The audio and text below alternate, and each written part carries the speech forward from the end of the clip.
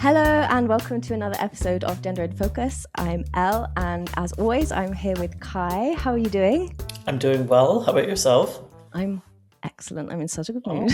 No, I'm Okay. very well, thank you. It's got very sunny. Has it been raining all week where you are? Or was that just here in Edmonton? Well, I've kind of been a whole bunch of places in the last bit, so it's all kind of Oh, merged. right. Yes, it's all merged into one. So, but a lot of rain, which, It's been raining so much here in Edmonton, which is not very common. I feel like I'm mm, back home. But today we've got blue skies. It's beautiful. I'm oh, feeling the love from that. So yeah, that's yeah, good. yeah. Vitamin D. Let's go. Hmm. For sure, at long last.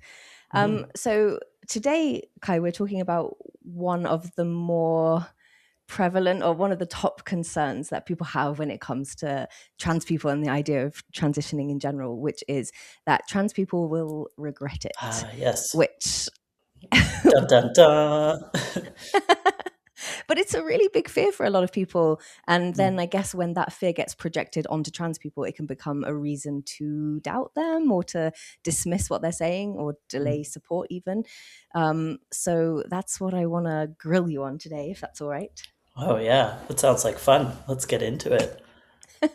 So why do you think that regret becomes like such a central fear in conversations about trans and non-binary people? hmm Oh my gosh, right? Yeah, regret. Um, I think in general, my hypothesis is that many people fear regret and then uh, don't know much about trans and non-binary issues or experiences, and Mm. those kind of get combined into this mixture of like, how can you know? How can you be sure? Mm. Especially if it's a relatively new piece of information for the person receiving it. Like the trans and non binary person has been mulling these things over for likely a long time. And Right. so, you know, there's that aspect that is less visible to the person to whom it was just shared. And Mm. so it could be this kind of new thing combined with kind of general concerns about regret that then get kind of put on this trans person. And the concept being that this is a big thing, right? To come Mm. out, or for some who choose to undertake gender affirming care of any kind.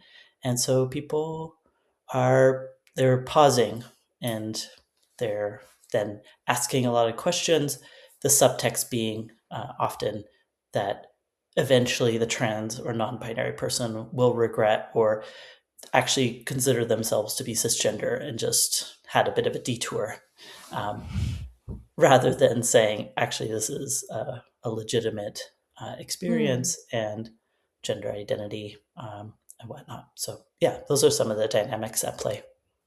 So it's like the fear, like people have the fear of regret for themselves. Is that what you Hmm mean? And then Yes. hmm they can't quite understand someone else's experience, so assume that they must be fearing the same thing or experiencing the same thing.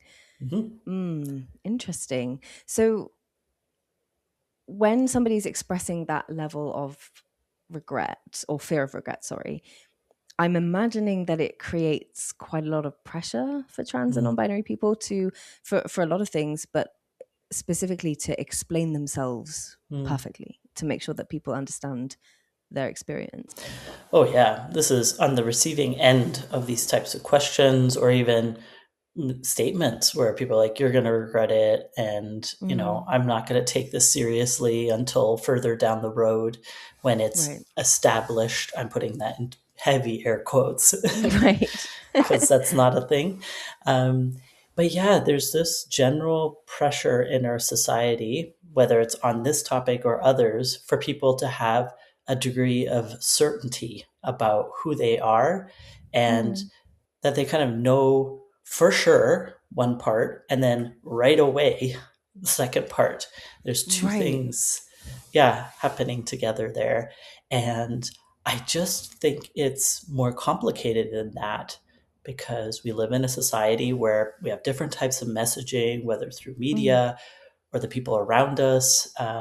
And so it takes time to unpack that and to locate oneself and Mm. to find that inner voice, to listen to it, to try different things and see how that resonates or doesn't, right?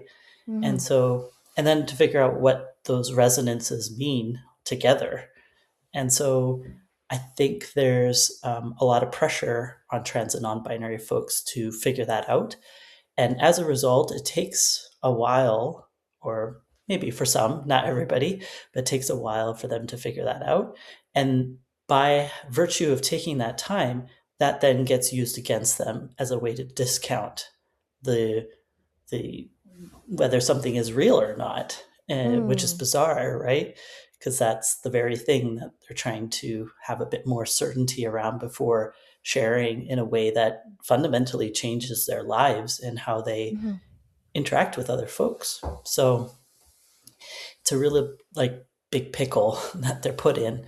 Mm-hmm. So yeah, these are some of the things at play when people put this pressure on folks by saying things or by asking questions that imply that a trans person will regret their decisions later on.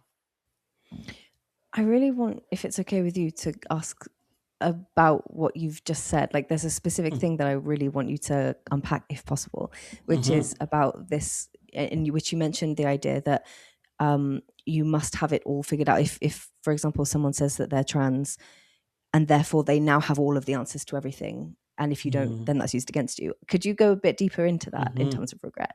Right. Yeah. And, there is a certain amount of understanding that's been created, but like anybody, we're never complete in some sense, right? Mm-hmm. We're continuous in a continuous process of understanding ourselves in so many different dimensions.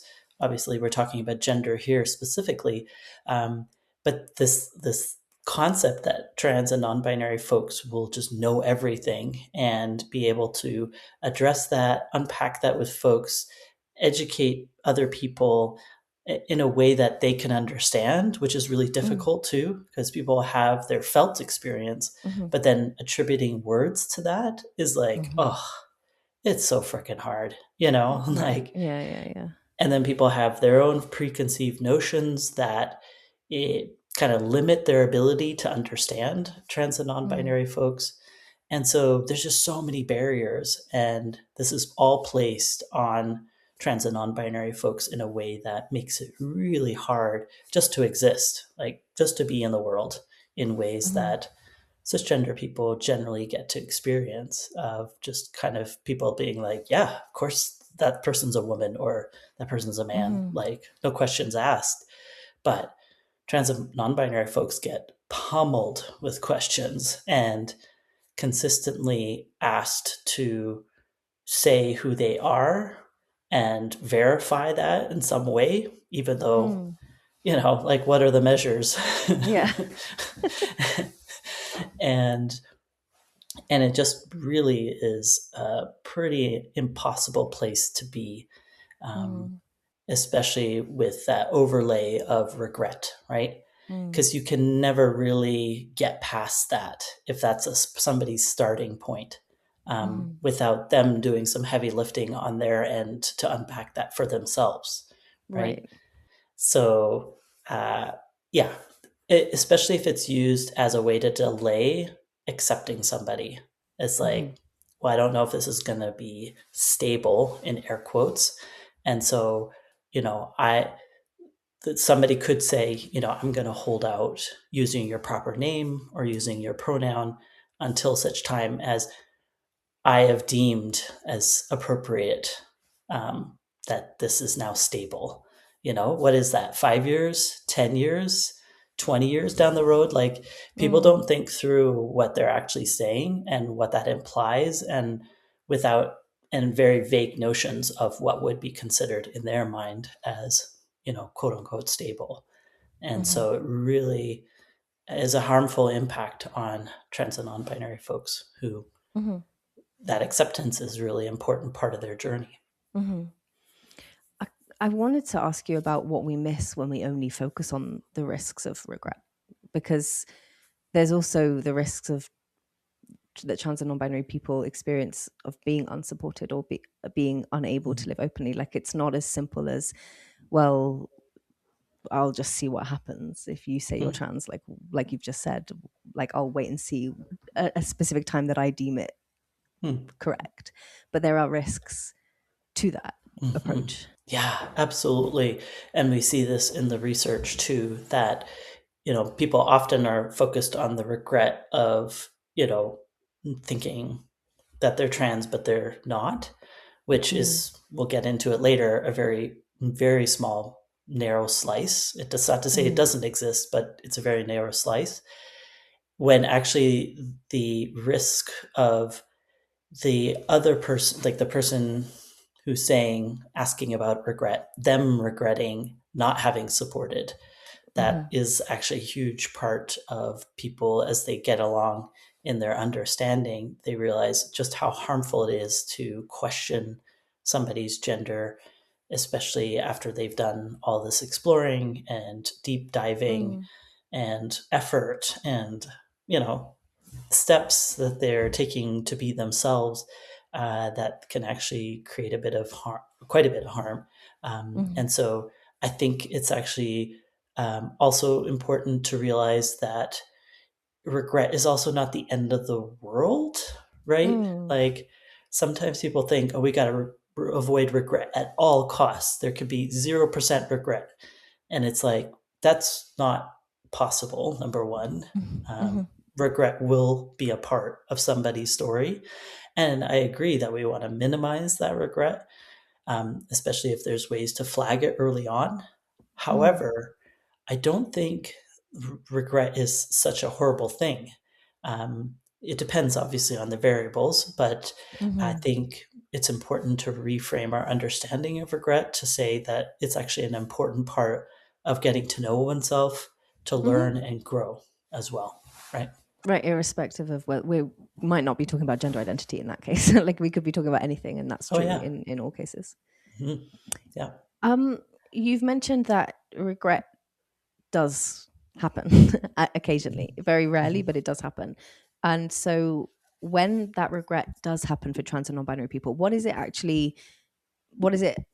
often actually about? Mm-hmm. Yeah, so we'll post some studies that have been done, and some meta analyses. So looking across different studies and kind of compiling them, which provide a really powerful insight into this topic.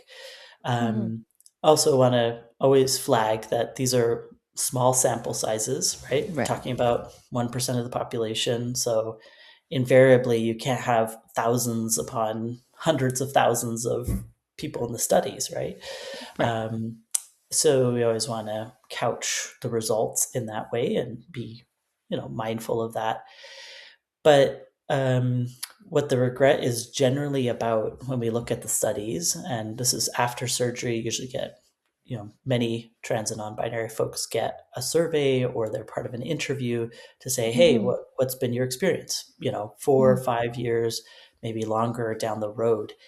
And time again, when we do see regret, which comes up, as I mentioned, the reasons are actually more psychosocial than they are about their identity. Right. They're mostly fine with their identity, but the kind of stigma that they experience around them, whether family, friends, society in general, is so staggering that they kind of reel from that in a way Right. that they're like, this cost is too high, Mm-hmm. Mm-hmm.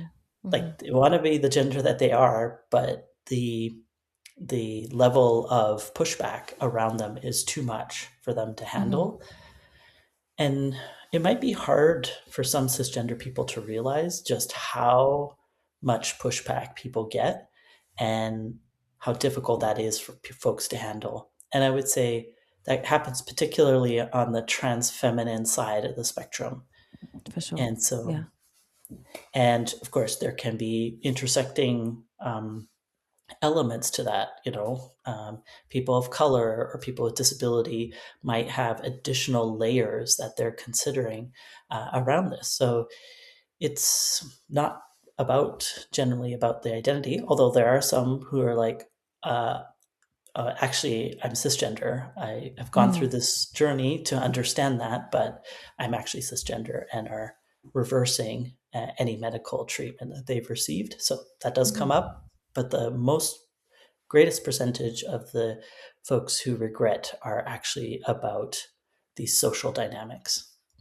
I think that's, you were saying that most, like a lot of cis people might not realize the level of pushback that people get, and it's like it can be so staggering for so many people to have the amount of loss that a lot of people experience. And like, if you're somebody who's come out as trans and have lost your partner or your family, your parents, your brothers and sisters, your like Yep. friends, like your career, even, like it's Yeah. so much to have to consider, and it's terrifying. And if Yeah. you then make that leap and lose everything around you, it's, you can understand why somebody would maybe regret that choice, as Yeah. even if they feel it themselves for the first time.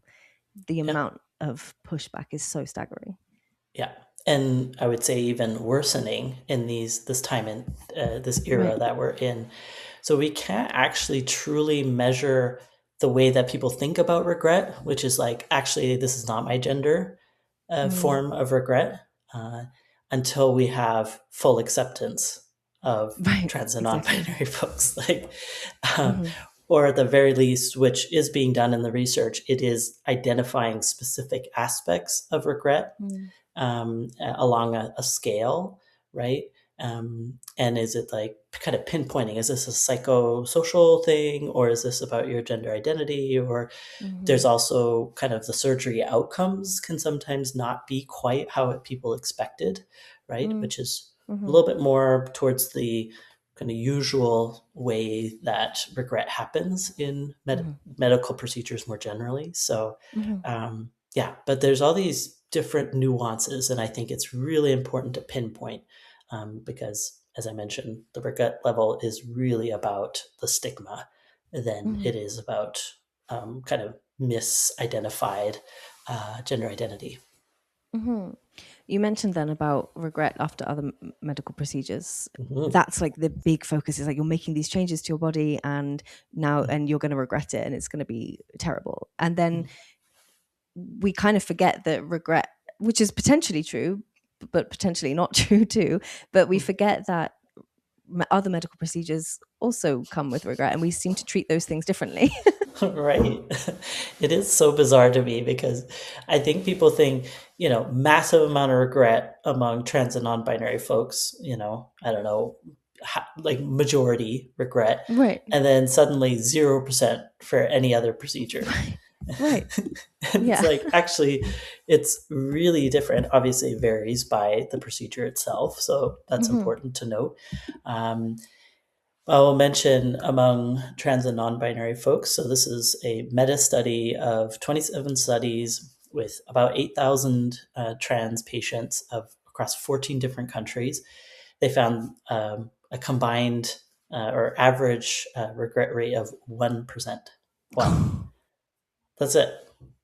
And depending if you look at transmasculine versus transfeminine, there's slight variation there.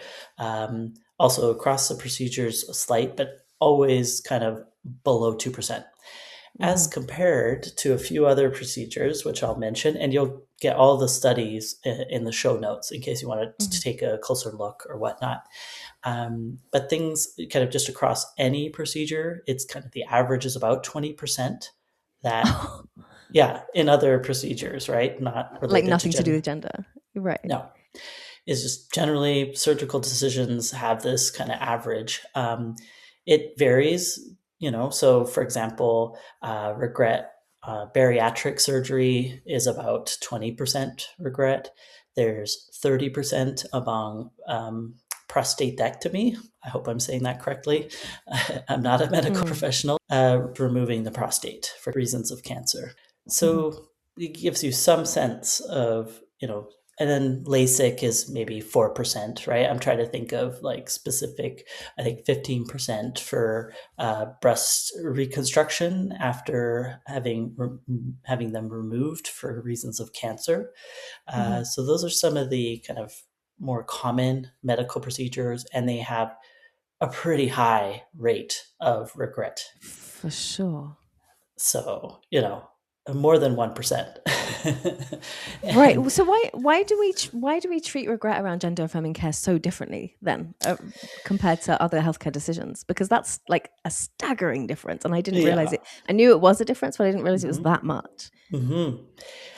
Well, I think this reveals I think people have a hard time sharing that they're uncomfortable with trans and non-binary folks, and instead they couch it Right. in terms of care or consideration or concern, right? Mm, And regret is kind of top of that list of trying to say they're concerned, but really what's beneath it is a bias that people have and the mm, stigma that exists, and they're kind of trying to couch it in a more favorable light, right. because it's like, well, I'm only saying that because I'm concerned about these people, right? Mm, When they're not necessarily looking at all the stats and looking at all the variables and then understanding that net positive, like either just somewhat or very positive outcomes for folks that they are changing their lives in a positive way and contributing to physical and mental health, and it just kind of ignoring this very big side of the equation and really only wanting to focus on the negative. And I don't even think the regret part, if it's 1%, since it's 1%, is that negative either. Now, I can mm-hmm. appreciate for individuals who are detransitioning that that's a difficult process Of and course. has its own stigma that we need to unpack and support Mm-hmm. folks, right? Generally, the people who detransition are still supportive of trans and Mm-hmm. non-binary folks getting access. There are a few exceptions, and they're using that in a negative platform way to undermine trans and non. But most detransitioners are like, I found out it wasn't for me, but it is for somebody, right? And we Mm-hmm. need to Mm-hmm. continue. So I think it's really important to support detransitioners and give them the care and consideration they need too, because they have very unique needs, similar or parallel to trans and non-binary Mm-hmm. folks, right? Yeah, for sure.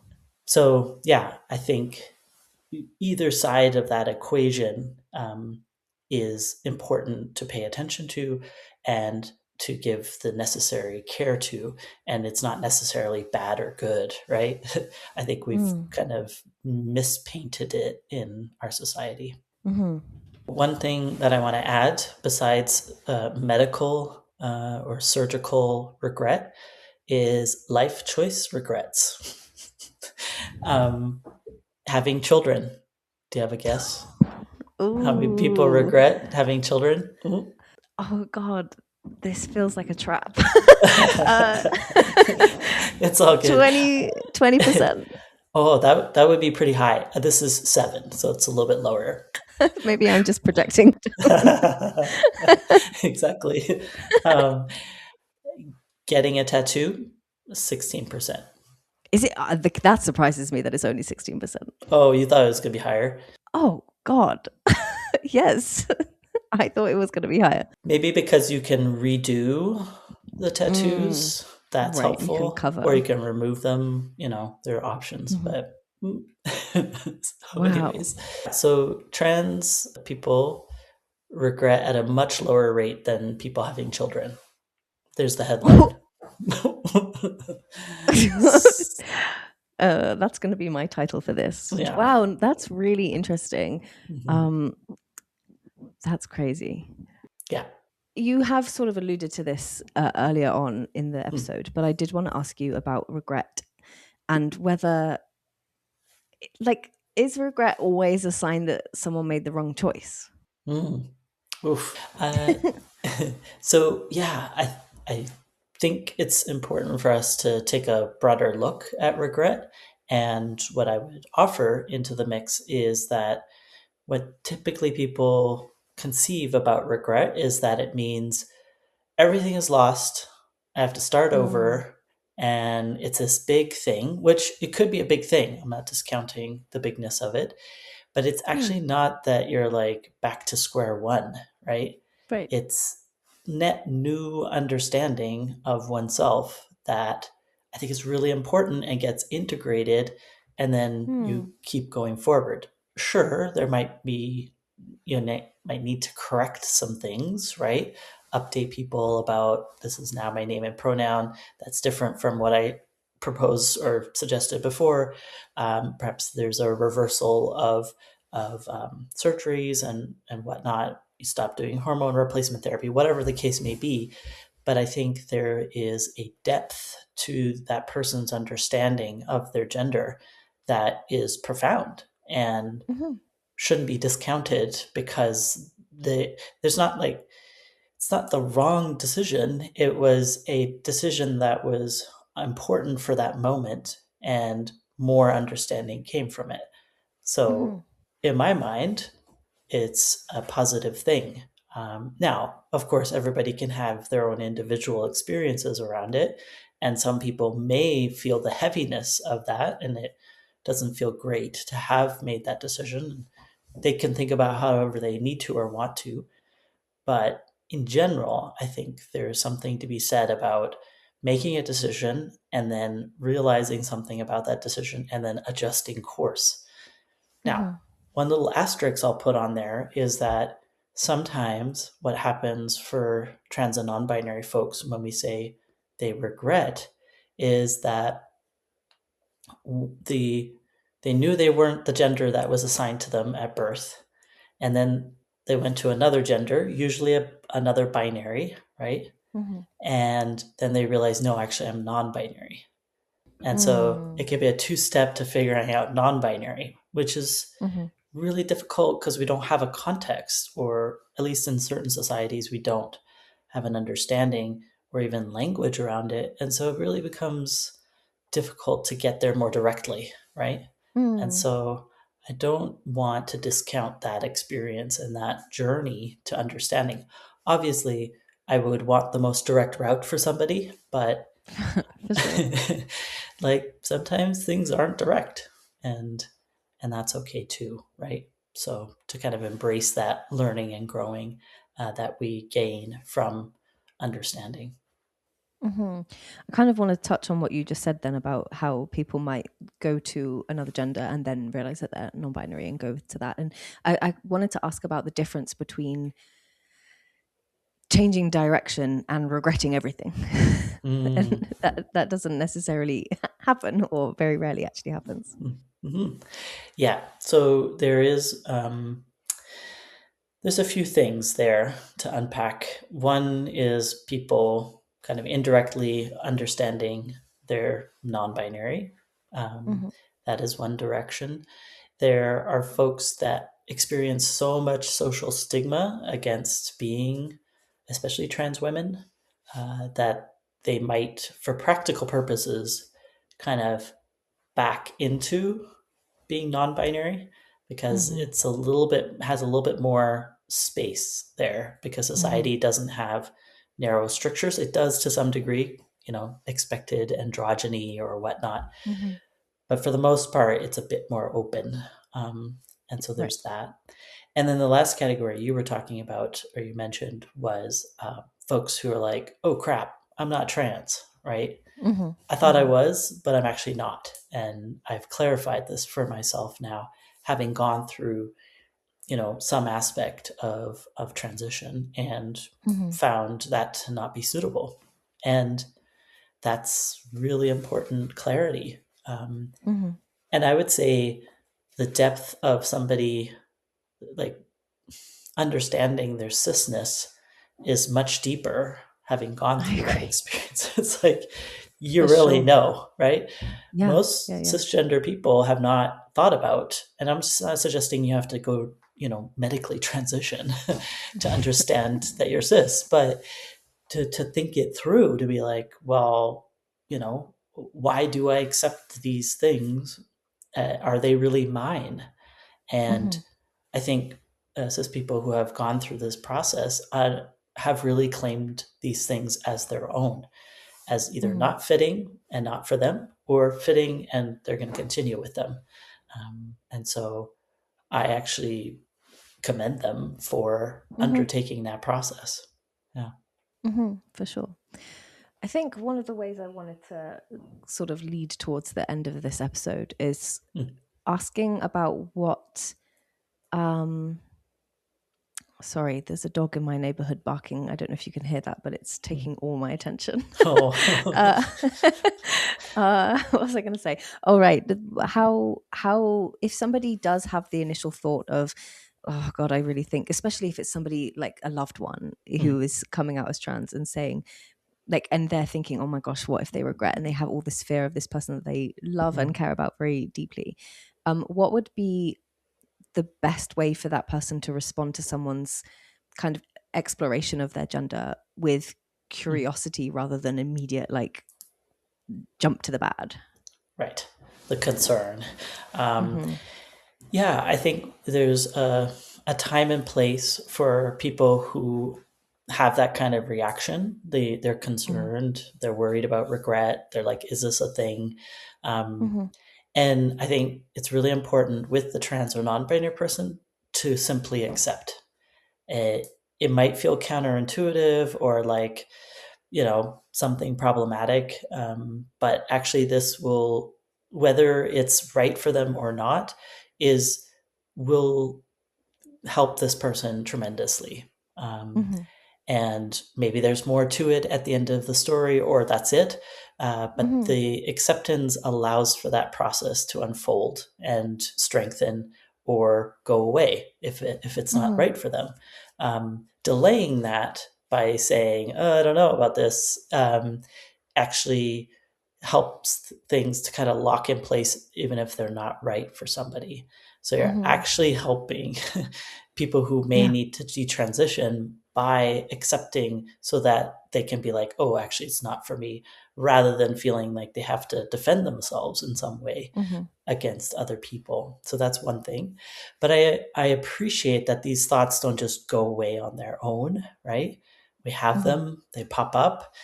In this case, we're not vocalizing it to the trans or non-binary person. We're accepting them, but we got to go somewhere to deal with this. So we actually have an inquiry process that allows people, either on their own or in conversation with other people, to think through these thoughts, usually very stressful thoughts to the people having them. Because, we're worried about regret, and, we're kind of mentally playing through a tape of that person, crashing out in a mental way, right? Like, usually it's not just a thought. There's a lot of images that come with that thought. And so one thing that we offer is kind of turning around the statement to see what else might be true.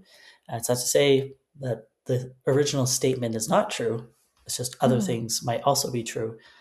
And turnarounds things like, I would regret it, which is true. If you're a cisgender person, transition is not for you. Right.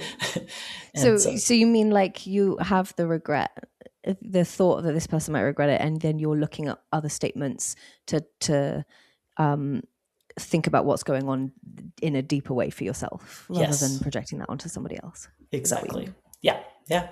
And part of it is like one's own concepts of regret and what we think about regret, and then kind of mapping that onto somebody else, rather than kind of wrestling with it on our own, to be like, what do I think about regret? What in my life am I worried about regretting that has nothing to do with trans or gender, or might for gender for you, but it's just going deeper in that rather than kind of spilling it over to others.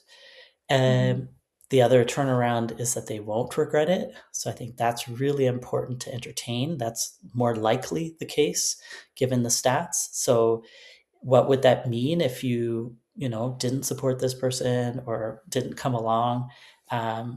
You might later on regret that lack of support.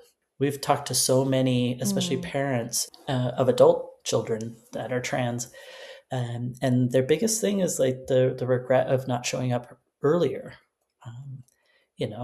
And so you kind of have lost years, or sometimes longer, decades, where that lack of understanding just kind of festers, and divides people. Um, and then the other turnaround is to the opposite, which is they will flourish, right? So having also a mental image of them like being very excited, which is a common experience, with either coming out and socially transitioning, or also medically for those who it's right for. And people just open up in a way that people have never seen before, or maybe saw before they hit puberty or whatnot. But yeah, it's a very stark contrast, kind of before and after.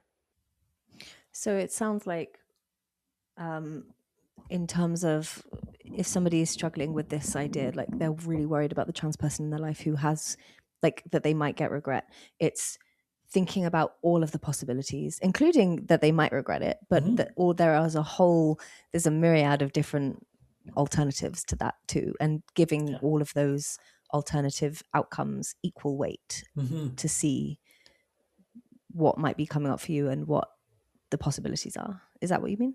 Absolutely. Yeah, that's a really good way of putting it, because oftentimes we're just fixated on one thing and then miss or are surprised by other things. And it's really just being able to hold all of those things in one's mental landscape, to be able to show up for whatever comes, right? And that's more of an open stance towards something. And in the meantime, there's the support through just very basic things like name and pronouns, and respecting what they're saying rather than constantly pushing back or fighting it in some way. I get that some of that is coming from fear, kind of a protective fear, Of course. but Yeah. it doesn't actually serve the relationship in what we've been able to see. And acceptance gets to the outcomes that are needed much faster, one way or another. But you're right, that kind of open heart, open mind approach, can really lead to somebody being there for somebody, like literally, rather than kind of being in their own head about what's going to happen, usually fear-based, and not being able to see what's actually right in front of them, which in some cases, or in many cases, is joy. And people miss joy, which is, for me, a tragedy, right? For sure. Yeah. I did really like what you said about how being accepting and using the name and pronouns that somebody has requested, even if you yourself are unsure about it, how that kind of speeds the process up. And I was thinking this earlier in the episode, and then I didn't say it because I thought maybe it was a bit insensitive.